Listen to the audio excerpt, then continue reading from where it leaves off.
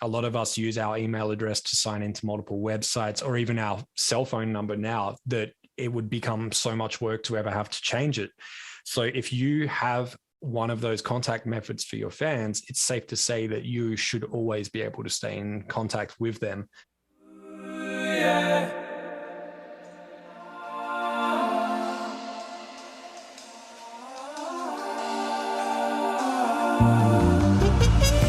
Welcome to the Gig Boss Podcast, where musicians go to learn how to navigate the new music economy. My name's Adam Meckler, and it's my mission to get you the tools to have a thriving career in music. Today, we've got Mike Warner on the show.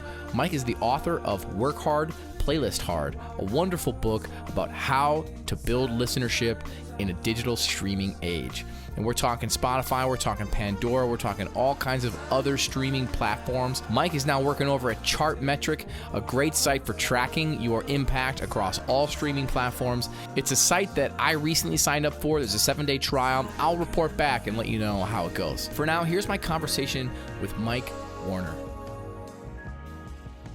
Mike, thanks for taking the time to talk with me, man. Thank you, Adam. Pleasure to be here. We made it work in the end. Made it work. Took a minute to get it together. Hey, man, it seems like you're everywhere. You work over at Chartmetric, a site meant to help artists track their engagement across all streaming platforms and social platforms as well. Your book, Work Hard, Playlist Hard, which I've got here and have been working through for a while, is a comprehensive how-to on building a streaming presence. You're a consultant and a speaker, building artists' careers in the digital age, and you're an artist, right? You're an indie artist as well. So is being an artist your number one, or are you more passionate about decoding the streaming world for other artists? Yeah, it's definitely changed. Being an artist is a hobby for me now. I do it because I love it. Helping multiple artists is way more appealing to me nowadays. So that's why I've shifted focus, and music isn't coming out as much. And I'm okay with that. I've accepted that because to me, it feels good to be able to help an infinite amount of artists, as opposed to just helping myself and being selfish. Yeah, that's awesome. So did you find success applying your techniques in your own music early on? Like, how did you start to realize, I can understand how this all works and I'm getting better at it, and more people need to know this stuff? Yeah, there was a point where a lot of artists, initially it was people that knew me, friends, were starting to say, how did you get added to this playlist? How did you do this on this platform? You have these images, you have links to your concerts, little things like that. And I started just writing these really detailed notes and emailing them out. Sometimes it would just be a voice note as well. And then I realized that friends of friends and people that I didn't necessarily know were asking me and reaching out. And I was really enjoying helping and getting a nice message back saying, thank you. As a result, this happened. Cool. And that's where I just really continued down that path. I was like, all of these things that I learned that I thought would only help the music that I was doing, they can actually help a lot of other people as well, just by sharing them. So yeah, it's crazy. It's crazy how much it's changed, because originally the goal was live out of a suitcase, travel the world, play on big stages, play to large crowds and have a great time, meet a lot of people. And now I would rather just sit back and see all these other artists living their dream and just be able to celebrate for them. So yeah, bit of a change in direction, but I love what I do now and have no regrets about it. And I still get to make music and put it out whenever I feel like it. Nice. Yeah, that's awesome. Hey, I'm curious. I want to get in the nitty gritty about Spotify and other streaming platforms, playlisting. So if I were just to ask, what's the best way to get your song placed on a Spotify playlist? What would you say? Yeah, the first most obvious one is pitching using the official pitch form that Spotify give you in Spotify for Artists. If you're not doing that, you're missing pretty much every opportunity within the platform. Even if you had a direct connection with someone, or your distributor was helping to pitch for you as well, or if you were with a label and they were helping to pitch, you still need to fill out that form. That is a way of essentially making it available in the system at Spotify, so that someone can then go in there and listen to that pre-release and potentially place it somewhere. without doing that, there's nothing that they can really do. So that is the most important. And a lot of artists will come to me and say, oh, I did it once or twice, but I didn't see any results. And I say that there's a lot more to that than just potentially getting on a playlist on release day. You're actually populating that form with information that is attached to your release everywhere it goes within Spotify. So you're saying this song has these instruments, the vocals are in this language, here's the gender of the vocalist, here's where the song will most resonate with listeners, a particular city around the world. Here's the moods that it fits within. The list goes on. And then what happens is, even if that song doesn't go in a playlist immediately, it could end up in Discover Weekly 12 weeks later, 1 year later, 2 years later. And not only that, but a lot of people are listening to Spotify and other apps for that matter on just endless listening mode, where you listen to a playlist or an artist and it just keeps playing music nonstop. Yeah. If you've populated that information, you're going to start appearing in front of more listeners there. And one thing I always say is, with my group Date Night, which is myself and two friends back in Australia, and we still make music now as well, we've actually had more streams from Discover Weekly than we've had from the 19 editorial playlists that we've been added to since we put out music on Spotify. Over 1 million streams from Discover Weekly. And that it's the gift that keeps on giving, because these are tracks that are older, that are getting discovered by many people for the first time. So that's so interesting to me. I just read something, somebody sent me this and they were like, are you familiar with this? And it was, somebody said that new music has gone down in listenership on Spotify, but what they call, oh man, I can't remember what they call it, but it's like recently released but not new anymore, so it's 18 months old or older, and it's within 18 months to 4 years old. That music has gone up in listenership. So it's like it's taking a year or two for some songs to ferment in the system, and then it's getting picked up. What you're saying about Discover Weekly, Discover Weekly, is that Spotify algorithmic, or is that like people who like and follow your page so then it shows up in their Discover Weekly? It's algorithmic. It's taking into consideration all of the information you've populated. And then it is saying, oh, these people follow similar artists to you, but they don't follow you yet, or they most likely haven't heard your music before. Let's put this in there. And the great thing about it, as you mentioned, it's not brand new music, but the first time someone hears your song, it's new to them. Right. Could be 2 years old, but this person is just hearing it for the first time, experiencing it, and it's new and exciting to them. And that's one thing I'm really excited about, is that hopefully we can move past this mentality that the day after a song is out, it's old news, and we're all hungry for what's next, what's new, and we can start enjoying and appreciating what's out there that maybe we haven't heard before. In some ways, that's daunting too. It's almost like, I think about this with my YouTube channel. I'm up against the stuff that I've created, but I'm up against everything everyone's ever put on YouTube, because it all lives there forever. And at Spotify, you're up against... It's interesting though, man. If you get picked up on an editorial playlist and all of a sudden you have 2,000 monthly listeners or something when you had 0. So it's like all it takes is that one little thing to open up a whole world of listeners. But it's also you're up against all the most famous artists in the history of the world, because all their music is there. Yeah, definitely.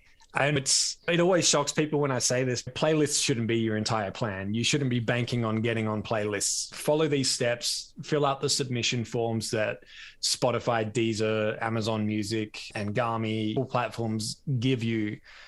Do those first and foremost. That is your best shot at the strongest playlists on that platform. But yeah, I certainly don't want an artist to release their song and then just assume that they filled out these forms and that's it. These are the most important things. If you haven't done these, you're missing so many opportunities. And the other thing is, I just want artists to realize that this is a long-term play. By populating this correct information now, this will benefit your music ongoing on these platforms. So it's no longer just about day one growth and day one playlist ads and reaching lots of people. This will help you long term and help you to grow and continue to grow. So are people like I know Spotify says like share and tag us on their socials. Are they looking at things outside of Spotify? If you get placed on a playlist, they want you to share it and tag them, and they see that, and then it boosts you in their algorithm. Is that anything to be concerned about? I definitely wouldn't be concerned about. I think it's important to always say thank you whenever you you get added, because sometimes it is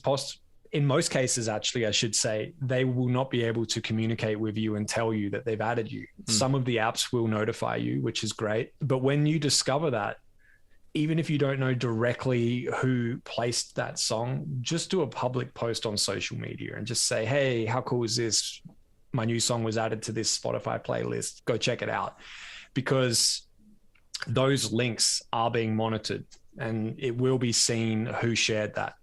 They certainly don't say you have to do this, but it's one of those things where I'm like, I want to share that good news regardless. I want people, and I want to direct people to that playlist because I want people that love my music to go there, hopefully discover some other artists on there as well. And I know they're going to listen to the song on that playlist, which benefits the artists, the other artists, and Spotify, of course, as well, because people are listening to their own programming within the platform. Yeah, cool.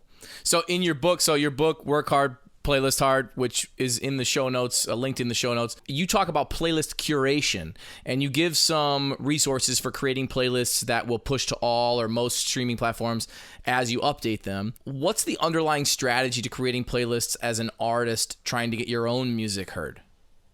Yeah. So I always tell artists the first playlist that you should create, and most likely the first playlist you will ever be on, is one you created yourself. And this doesn't mean that you have to all of a sudden put on a curator hat and be a curator. You've got enough time that you're investing in other things. You should be investing majority of your time in creating music, getting better as a singer-songwriter, as an artist, as a producer. But this first playlist, think of it like a catalog playlist, a discography playlist, or a best of. This is where you put your music and you control the song order, you control what songs are in there. And think of it like this. A fan hears a song from you, they go to your profile and they want to know more. If you have a playlist right there at the top of the profile that you've curated, that fan is likely to tap on that playlist, press play, and listen to the rest of your catalog ideally, which means that one stream can turn into multiple streams. Not only that, but after a few songs, if you've won them over, they're likely to follow you, and they're likely to then go to your profile, follow you on social media, and start connecting with you on a deeper level than just liking your music on one platform. The reason why I say have these playlists available on all platforms is not everyone listens on the same music streaming platform. There's platforms all around the world. There's ones in other countries that if you're in the United States, you may not see your music in there, but if you were in Dubai, you would see it on a platform like Angami or JioSaavn in India.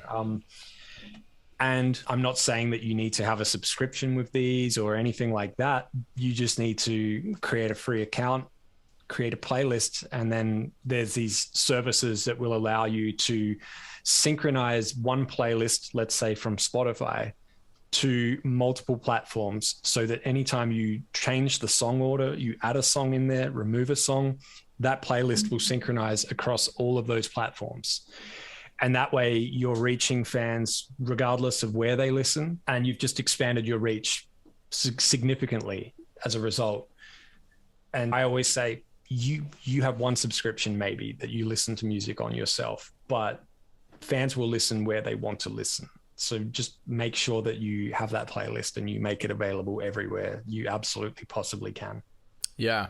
So then using some kind of thing that pushes it everywhere is ideal, because there are so many platforms now. I think there's so many platforms, like trying to individually create playlists on each one would be like, what am I doing with my time here? Yeah, exactly. And nobody has time to do that. I tried to do that and I realized that there's just not enough time in the day. So these platforms that do it for you, just to drop the names, there's SongShift, which is an app that you use on your phone. And there's Soundies, Soundiz. That's right. And Soundies is very comprehensive. You can get really detailed in it. You can have songs pulled in from multiple playlists into one. You can shuffle the order every day. You can do all these kind of crazy automations, or you can just simply use it to say, here is the primary playlist or the master playlist, if you will. Replicate this playlist on all of these platforms, and it does the work for you. Cool. So I had a friend, I have this Facebook group surrounding this podcast, and we talk about all these issues. And somebody sent me a message and said there are too many playlists. It's getting watered down. It's getting too ridiculous. Everybody's making their own playlist, and it's not going to be a viable way of finding listeners soon. And then I have another friend who just wakes up every morning and he like has his coffee in the morning and he emails playlist curators. He finds their images. You talk in your book about Google image search when you like use an image to try and find a curator somewhere. You talk about people registering with Spotify on Facebook, and so you can go to their Facebook profile, which my buddy has said he's done, and just sent a message to somebody on Facebook. So his whole thing is, I don't care how big the playlist is. All I'm focusing on is my numbers increasing every month. So I'm just emailing everybody and just being like, hey, this is my song, whatever. I think it would fit well. I love your playlist. I think it would fit well. Which guy are you going to go have a beer with? Look, I'd be friends with both of them, but I would definitely be more aligned with them. Be more aligned with the one that is actually reaching out. And it's easy to complain and to not be happy with the way things are in the music industry. And this can apply to multiple things. And sure, you can voice your opinion, but the reality is, unless you're actually changing it, you just have to embrace the way it is and put in that work. Otherwise, someone else is going to do that.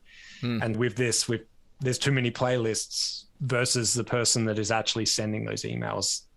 One of them is going to actually see some increase in their reach and hopefully their numbers and other things. And the other one is probably just going to continue to keep saying that. And I would ask them, what are they doing with that time when they're not invested in sending those emails? I'm always open to learn, not to call them out or anything like that. It has different things they're comfortable doing and different strategies that work for them. But yeah, I'd be more aligned with the person that is doing the outreach and sending those emails. And especially if they're personalized emails, it's not just dropping them into MailChimp and doing an email blast out, because that goes straight past the inbox. Yeah. In your book, you say something like, once you've built up your own playlist, you could actually add someone else's song who maybe is an artist and also has a popular playlist. You could add their song to your playlist and then email them and just say, hey, I added your song to my playlist. And don't even say anything about yourself, right? It's more about flattering the other person. I like that approach. It's different than being like, hey man, I know you get a lot of these emails, which is what you said in your book. Stop doing that. Yeah. So like, I think that's a nice way of doing it. Yeah. The whole approach is, you're not asking for anything. You're just giving them good news. Yeah. No one's going to get mad at that, and no one's going to dismiss that. And it has to be genuine first and foremost, because if you add them to a playlist and their songs in there and it's just a mess, then they're going to see that. So it has to be genuine, because you have to think about the playlist for the listener as well as for the other people you place in there. And you have to help both sides. But if it is a good fit, it is a really good opportunity to deliver good news to them. Probably go straight to the top of their DMs. Yeah. And from there, strike up a conversation. I've seen artists do this. It's led to collaborations, performing together, even going on tour together. Like, the opportunities are endless. And that playlist might drive a small number of streams, but that relationship you've made is going to drive so much more for you in the long term as well. Not only that, but it actually, for me, it's a lot of fun to do, because you hear a song and you go, oh, I love this. I'm going to put this on my playlist. I want everyone to hear it. I'm going to tell this artist. And most of the time you get a response relatively quickly and they're grateful and you can have a conversation with them, versus I'd never send it like this, but I've seen DMs where it's just, hey bro, hope you're well. Here's my new track, add it to your playlist. And which playlist? How do you know I'm a bro? Do you call everyone bro? Yeah. You sent me a Spotify link, but I use Apple Music. All these different things, and it's okay. Whereas if I get a DM that's just, hey Mike, I found your playlist and discovered a song on there. I make similar music, just wondering what would be the best way to share a song with you. Do you have a process I can follow? And that approach I found works so much better, because I don't feel like I have to immediately do anything. I don't feel like that person is asking me, and it gives me an opportunity to tell them I don't curate right now, or I prefer to get a direct message on this social media platform on a Saturday. That's when I listen to music. Yeah. that was extremely helpful for me, because when I was doing that outreach, it is a reminder that there's a human being on the other side of that message, and you don't know what's going on in their world, if it's a terrible time, if it's a good time. Not only that, but a lot of these independent curators, they have day jobs, they have families, they have other commitments, and they do this because they love to do it. They do it in their spare time. So I started to develop a spreadsheet where I would just have a note, day of the week, how they like to be reached out to. And I would just follow that process. And not every song will be a hit with them and get placed, but they respect the fact that you follow that process. And if they tell you not to email them, you don't email them anymore. You direct message them. I feel like, too, if you're talking artist to artist, something like a collab could maybe eventually manifest from a relationship like that, too. If you end up having some kind of mutually beneficial relationship, then it's like, collaborations are so interesting to me, and I've been really trying to be proactive about seeking out those sorts of things with artists that I've known for a long time and that I haven't worked with. I'll be like, hey, why don't we do a track? Why don't we do a single? And then we can list both of us as primary artists. They've got a following on Spotify. I've got a following on Spotify. It shows up in both of our feeds. What do you know about like collaborative things and how that helps push your tracks on? We're talking specifically about Spotify, but I guess it could be anywhere. Yeah, the way it's going for creators now, and in this case, we're referring to musicians as creators as well, which they are. Yep. Is that there's a lot of a lot of tools that allow for collaboration. If it's in social media, you can do a post on Instagram where it shows on both of your profiles, and all of the likes and comments are merged into one post, so that two artists can reach everyone together, as opposed to doing separate posts. With a platform like Spotify, for example, you can have up to 3 main artists versus featured artists. And the difference there is everyone that is a main artist, their followers will be notified. That song will go into release radar for their followers as well. So if you have 3 artists with 500 followers each, let's say there's some overlap between them, you could still potentially reach 1,000 people with that collaboration. And it's not only that, but each artist actually gets the opportunity to fill out their own pitch form in Spotify. I was going to ask that. As well. Yeah.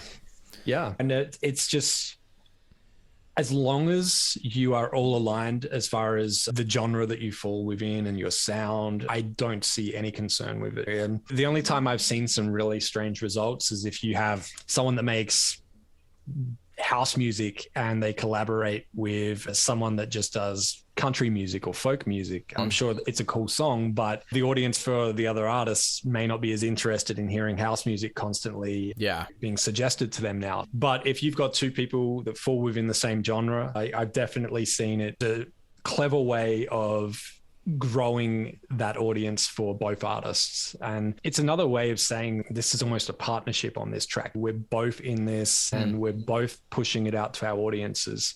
As opposed to if you did a song and it was featuring me, it would be, people would have to scroll down on my profile to dig for it, and it wouldn't be pushed to them as heavily. I think main artists and collaborations is an extremely good way of reaching more people. Cool. In your book, I think it's the dude from Disco Fries that writes this. Man, I'm gonna look. It's on page 135. Yeah, it's Nick Dietrich from Disco Fries. They've got like 1 million monthly listeners on Spotify. He talks about, so this is like marketing advice. He says, if you think of yourself as a creator, or if you think of yourself as the center of your own universe brand, all roads should travel back to you. Think of your social presence as your tentacles, so bring people back to whatever your main focus is, whether that's a track, a merch drop, a live activation. I struggle with this personally, being an artist that makes disparate styles of music. So you referenced this a little bit in your last comment. I have like big band jazz albums. I have small group jazz albums. I have like pop music where I'm like singing and writing songs. And right now I've decided I'm just going to release it. Before I was releasing under different names. It just seems like, why am I doing that? I'm building followings in different places, and it's not all, and it's a lot of people want to just listen to my stuff, whatever it is, people that follow me. But you've got this podcast, I've got this app that we've developed that's like an organizational tool for freelance musicians that we're trying to promote. So is there any hope for somebody like me who's trying to promote so many different things where it's, I can send people to a link tree, but I'm not Yeah. really sending people to a central, this is my one single, peace out. It's here's my single, here's my podcast, here's my big band, here's my new trio, here's my whatever. It's like a little ridiculous. Yeah, it's a challenging one because we could be connected on Instagram, but not on other platforms and things like that. And what I'm seeing now is a lot of artists are starting to recognize the importance of owning everyone. Owning is a strong word, but having everyone's contact details as far as email addresses or phone numbers, because let's put it this way, a lot of us use our email address to sign into multiple websites or even our cell phone number now that it would become so much work to ever have to change it. So if you have one of those contact methods for your fans, it's safe to say that you should always be able to stay in contact with them and let them know about new things. And Yeah. I think especially during the pandemic, people started to realize that there's a lot more to an artist than just great music. There's other talents there. There's other things that we can learn about them. Some of my favorite artists, some of my favorite musicians, I didn't realize were incredible artists as well, as far as drawing, painting, and all of these things. And if you are a fan or you consider yourself a super fan, you want to know these extra things about that person. If people really love your music, they're interested in you, they're invested in you, they want to know about your podcast, they want to know about the other things that you do. So I think email and phone numbers are extremely important to have, because if these platforms shut down, you can still reach everyone and tell them where else they can find you at that point. And a website is always important. It may not get the highest amount of traffic, but it's always going to be the top search result for your name in Google and other platforms. And you want to have that to be able to direct people to everything that you do. And then I really like those link trees. I'll be honest, I'd be so stoked if I could just have a QR code and a link tree for everything I do. And just, that was it. Yeah. The website is still very important, and it's like a home. It's like what Nick said. Everything has to lead somewhere. They have a website which has all of the details about the things they do, because it's not just their music. They go live on Twitch twice per week. They have their own record label. They've been dropping a bunch of NFTs. There's all these different things that they're doing, and they want everyone to go to that. So that's how they bring everyone directly there. Yeah. So that's their central location. Even though they're doing a lot of different things, that's their central location. Exactly. And it's a lot easier in a video to say, go to discofries.com to get this, or go to discofries.com to see this, as opposed to even go to the link in bio, because then people have to scroll down to the exact thing in that menu that they're looking for. And I've seen some crazy ones where there was a blogger, and they said, oh, check out my latest article, link in bio. And I had to scroll what felt like endlessly to actually find that link. Yeah. Whereas a website, I could quickly type it in and search as well. It can get a bit much, especially if you wear many hats. And the other thing I've seen people actually have multiple link trees for the different things they do. For me, with Date Night, with our music, we have one that links to all of the DSPs, all of the streaming platforms. And then for me, separate to that, there's one that links to the book, the audio book, and the workshop on YouTube and all of that. But there's a mailing list for Date Night, and there's a mailing list for DJs where we send out the extended mixes of the tracks. And then there's a mailing list for me where it's a weekly newsletter about things in the music industry. And then if something happens to Date Night on social media or me on social media, there's still a way to reach everyone. Yeah, and you'll have to send me the subscribe link for your newsletter. That sounds like something our listeners would like, and we can throw that in the show notes as well. Sure. Yeah, I think about this a lot with artistry and being an artist. I think probably in a business sense, it's best to focus on one thing, but I think as artists, we're not a monolith. We're not one thing. And I grew up, for me personally, I'm known as a jazz trumpet player, but like my first instrument was guitar, and I played in a rock band and wrote songs, and I still write a lot of songs on guitar and piano where I'm like singing and writing lyrics. And that was something that I didn't focus on for a long time, but now it's like I really want to explore that side of my artistry, because now I'm like I don't know if like a legit multi-instrumentalist is the right term, but like I play a lot of bass, I play a lot of drums, I play keyboards, guitar, trumpet, and I sing. And now I have the skills to record all that stuff, which I didn't those are skills I didn't have 7 years ago. And so it's tough, man, as an artist to be like, I'm only going to make, if I only made big band jazz and was like, I'm just going to niche out super hard on big band jazz and I'm going to do it my way, which is different than the way other people do it, that would probably be a better option.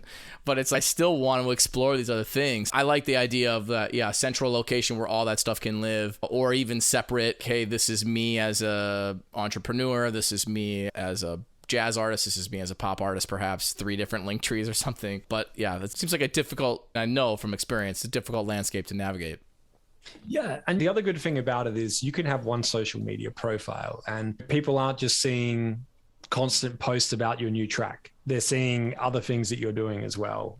So they're along for the journey.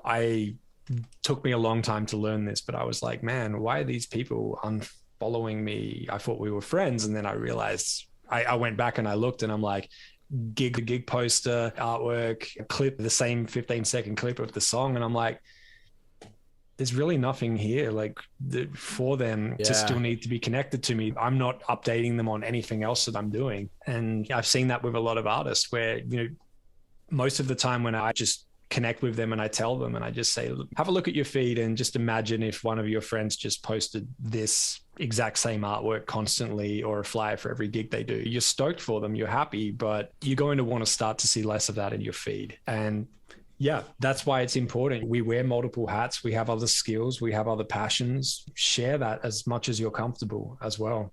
Yeah, cool. Is streaming a viable income source, or will it always need to be supplemented with other things? If you can get to a place where you've got 1 million monthly listeners, maybe you've got 20, I don't know, million streams in a year. Seems like a huge mountain to climb. Is this a viable solution for artists? You literally wrote the book on playlisting, and you yourself have a day gig at Chartmetric, right? Well, is this viable?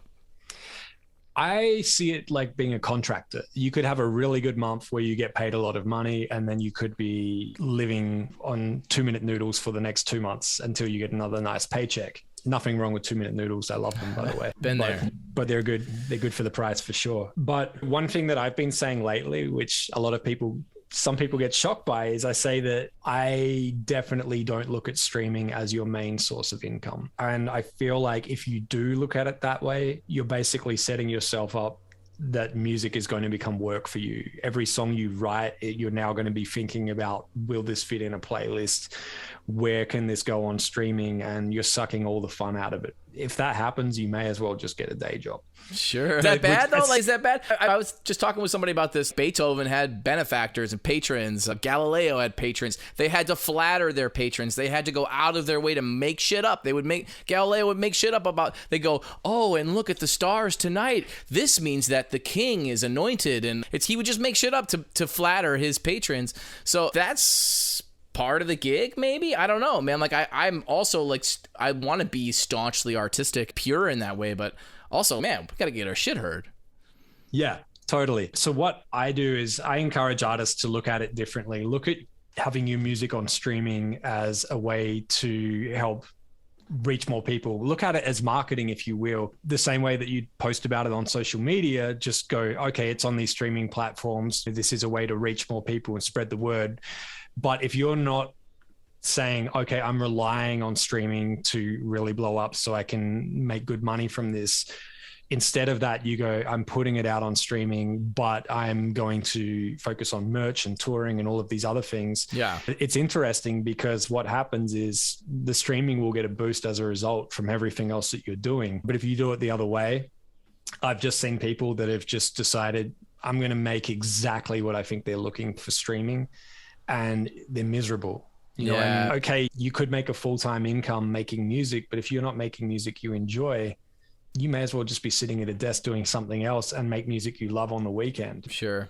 For those artists, that's when I've said, look, don't look at it as an income source. Look at it as a place that you can market your music. And yes, you get a little bit of money from it, but just think outside of that box And the artists that have done that have really succeeded because they've realized, okay, what else do I enjoy doing? How else can I connect with fans? And they started focusing on live streaming, and they found their super fans really quickly. And everyone always talks about these magic numbers, 100 or 1,000 true fans that really love you will buy merch multiple times per year, will buy tickets to see you, would subscribe to you on Patreon or another platform, would do all of these things. And that allows you to do exactly what you want to do without needing to worry about having to get to 1 million monthly listeners on Spotify, which, as we know, could translate to a full-time income, but could drop the next month just as quickly. Whereas it's hard to imagine that if you had 1,000 true fans, that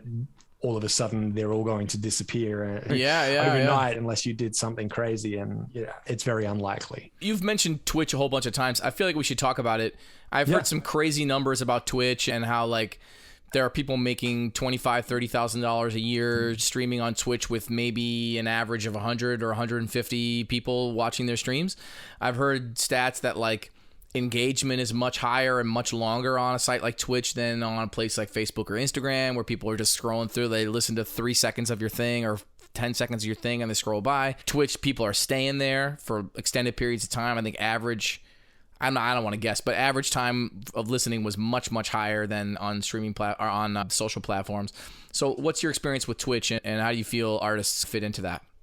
Yeah, Twitch is a comfortable place. It's if you went to a friend's house every Friday night and listened to music and maybe had a drink, partied, but you can do it without leaving your house. And so there's people that are showing up every week, and that's how they celebrate their Friday night, Saturday night, and they get to connect with this person, and they're more than happy to throw some money at the screen for the entertainment. It's weird, but once you start to realize what times people go live, oh, okay, Friday night, Liquid Todd is going to be on. I love the music he plays. I'll be in the lounge room, and instead of watching a TV series for the 5th time or a movie, I'll put it on Twitch.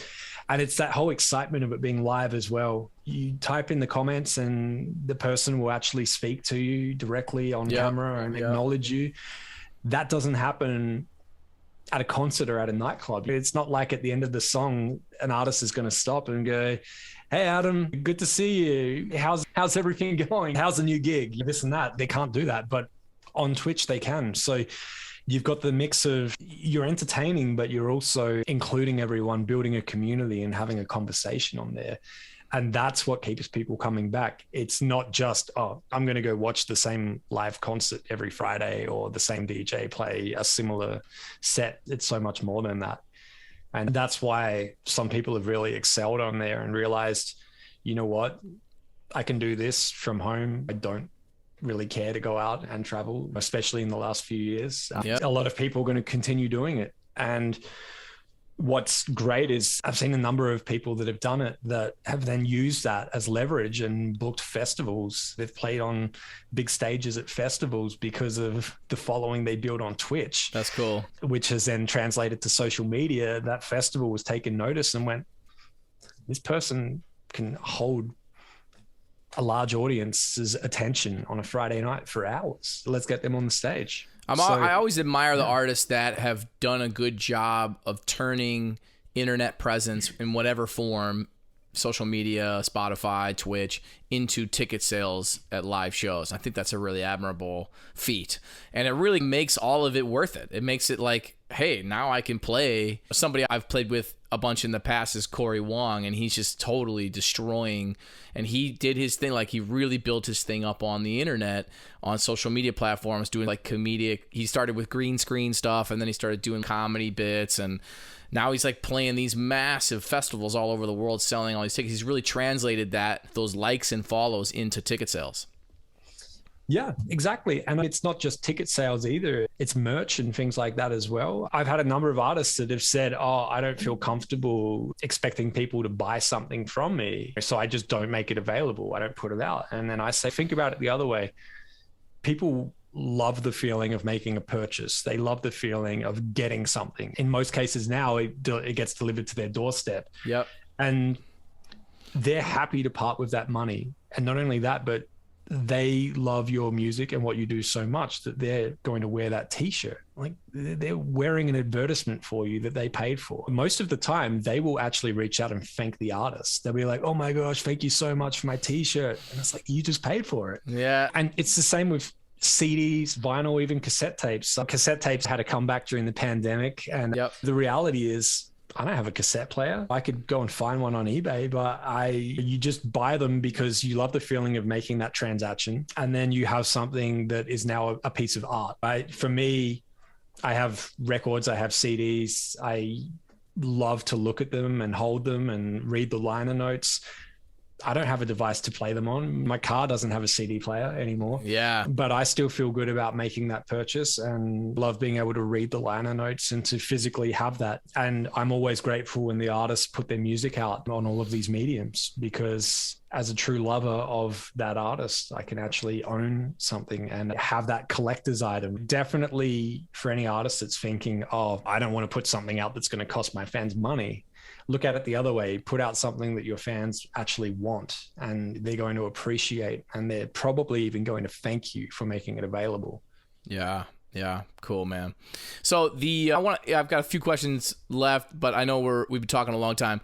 Let's talk a little bit about background music services. In your book, you talk a little bit about background music services. You say, imagine standing in a store and seeing your song blast on the radio, and somebody pulls out Shazam, and then, wait, what song is this? Do you have to be specifically like curating your song to those things, or is it just like you send a message to these various different databases asking for their submission process and then just submit whatever you have? Yeah, in most cases, it's just reaching out via the general contact form and letting them know that you're an artist.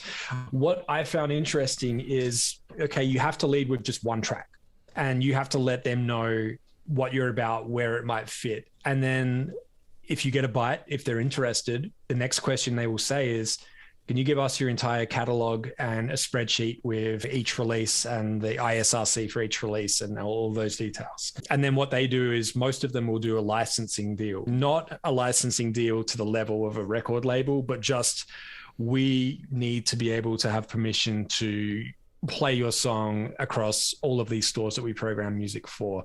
As a result, we will pay you a royalty based on those plays. They need that permission before they can move ahead.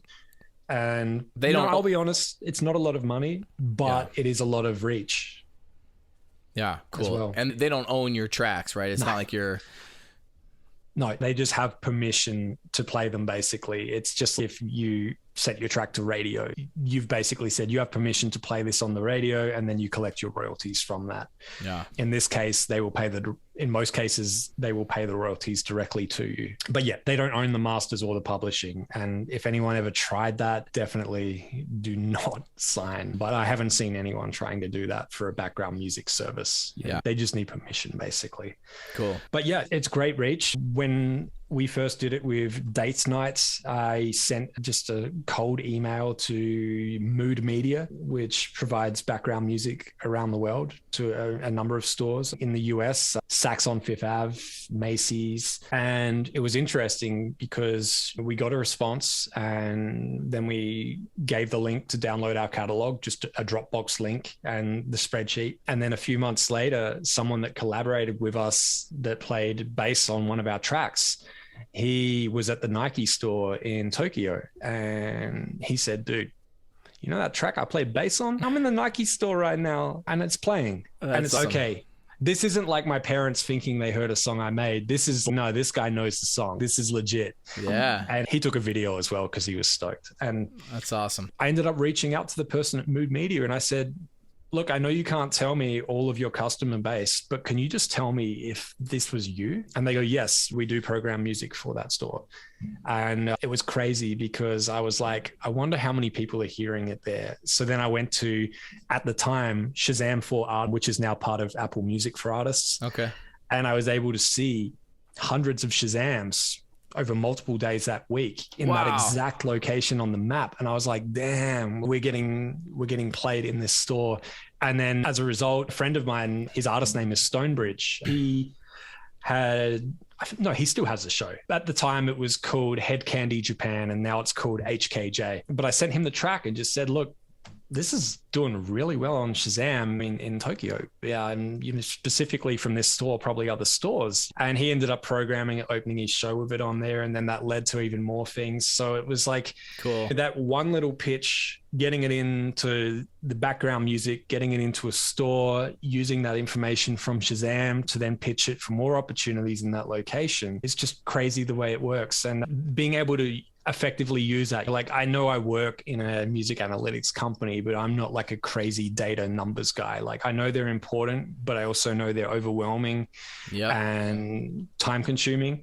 In this case, I just looked at the map, looked at the number and went, someone needs to know about that, because that can lead to more opportunities. And if we wanted to go on tour at that time, we probably could have used that to book a gig. We could have showed the radio programming, the Shazams, and obviously our listeners went up in that location on platforms like Spotify as well. So we knew that it was translating to other locations. Well, I think that's a cool thing about data and looking at Spotify for Artists. Like, you can see exactly what city people are streaming your music from. So if you find that you have a huge following somewhere, so you can put shows on your Spotify profile page, ticket sales, you can put merch sales on there, or things that you're selling. So yeah, you can really capitalize on that, turn it into a tour, turn it into a show, or continue to target that area, build in that area. I think that's pretty cool. Does Chartmetrics show you that across all platforms? Does it show you like specific location where people are streaming from? In some cases, yes. There's definitely more location based for social media, whereas the platforms themselves, like, they have their own tools where they go even deeper for you. So I know we just mentioned Apple Music, but it's a good example. Apple Music for Artists, when you log into the app, it will show you a map and it will show you your listeners, and it will show you can work out really cool things like, okay, we have a large amount of listeners in this tiny little town. Let's see if there's a venue there that we could play at, because we know that people that are based in that specific location have been listening. And then from that, you can even go further and see what is the most popular song in that location, because it can change. And I've seen artists that have gone, okay, we're playing our first ever show here. If we get out there and the crowd is just not really feeling it, we're going to open with that song, because we know that majority of people here know that song. That's their favorite.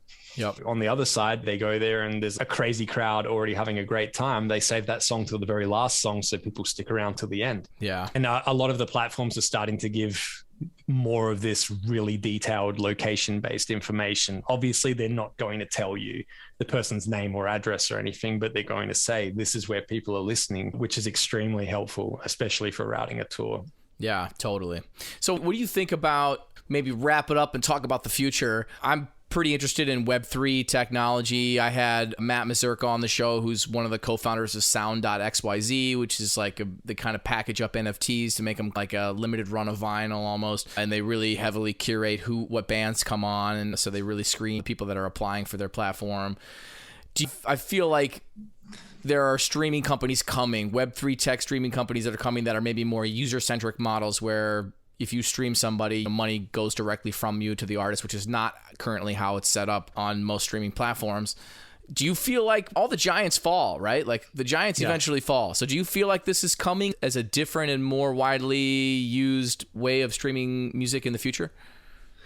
Yeah, I don't really go deep into conversations about it, not because I'm dismissing it by any means. I look at it and I go, there are so many people doing great things in that space. I'm happy to see that and watch and see what happens. And slowly I'll start to invest more time in there. But I love seeing people win, and I love seeing the community that's building. It's very rare, and I haven't seen it on this level before, where you can go in there as a complete noob and people will just happily welcome you with open arms and show you. And it's like everyone in there wants to win, and they want to win together. Yeah. Like I don't see any competition, which is really nice. I love the fact that there's less things between the person getting paid as well, and cut out the middlemen, if you will. Yep. I see a lot of opportunity there. I think the challenge is going to be simplifying it and making it less intimidating for everyone. Totally. I got my first NFT recently. I know we mentioned Nick from the Disco Fries before. He was able to convince me to go and participate, and I got an NFT and I looked at it and I sent him the image and I was like, did I just get my first NFT? And he's like, yeah. And then there was like this package, like wrapped up like trading cards. And I'm like, do I open it, or you can hold it and it could appreciate in value and someone could try and buy it from you later. And no matter when that happens, that transaction, they get a cut of that. And yeah, which is so cool, man. Yeah. I'm like, this is cool, because one of the challenges a lot of people have had with creating music when multiple people are involved is splits and making sure that everyone gets their cut. And with the potential to not have to put that responsibility on one person to collect all of that and distribute it, it's amazing. And then the opportunity for fans to potentially invest in a song or even an artist overall, that's really exciting to me. So yeah, it's something that I'm sure I'm going to be talking about more in the future. But for right now, I'm very happy sitting back, watching people win and taking notes and learning about it. But yeah, I'm glad you mentioned that, because some people have asked me if I'm against it or if I'm not interested in it. And I'm like, that's definitely not the case. I'm just sticking with what I know for now, because there's so many people out there that are putting out really helpful, good information. I need to learn and take notes myself. Yeah, that's what I'm doing too. That's great, man. Is there anything that you're working on right now that our listeners should keep an eye out for? Yeah, I've just been trying to put out as much as I can. I just have to get it out of my head. And I'll be honest, the day job pays the bills. So people always ask me, do you have anything to sell? And I'm like, the book is free. You can go and download the PDF. I posted a link on LinkedIn where you can just click download and grab it. It's awesome. The podcast, the blog, the workshop on my YouTube channel, all of that, it's all free. The events I speak at, I don't charge a speaker's fee. Obviously, if they have a budget and they want me, then sure. But yeah, I'd just say if you enjoy what I'm putting out, share it with someone else and I'll continue doing it. I just like using my spare time to give back and put this information out, because it's something I wish I had access to when I was starting as an independent artist. And that's why I appreciate people like yourself as well for just putting all of this good, valuable, helpful information out as well. Let's keep helping each other. Yeah, man, that's what I'm about. Let's get everybody succeeding. The book, Work Hard, Playlist Hard, he's offering it for free PDF download. Go get it. I was just placed on my first editorial Spotify playlist. I read this book first. All right? Nice. It was a big win, man. I felt like a big win. I've been talking to a lot of people about it too, and I was just like trying to follow everything everybody said and everything, all the things he's talking about in the book. Man, it felt like a big win. Thanks for taking the time to talk to me, Mike. I appreciate it. Thank you, Adam. I appreciate it. All right, man.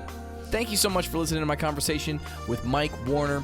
Remember, join the Gig Boss community at the Gig Boss Podcast Facebook page. The link is in the description. We debrief all of these episodes. We talk through the various different things that I learned in these conversations. You can grab the Gig Boss app on iOS or Android. It's totally free. It's a way for you to organize your freelance music career. If you're a band leader, it's a huge helpful tool. There's lots more features coming. If you're really wanting to dig deep and learn more, you can join Ari's Take Academy. We've got a deal with Ari's Take Academy where you can take classes on how to navigate TikTok, on how to do ads on Facebook and Instagram if you're a musician, on sync licensing and all kinds of other valuable stuff that musicians need to know and are not taught in music school. You can get 10% off any of the courses you purchase there by entering the code GIGBOSS, GIGBOSS. Thank you so much for listening. I really appreciate it. This has been a really fun process making this show, and I am excited for what's coming.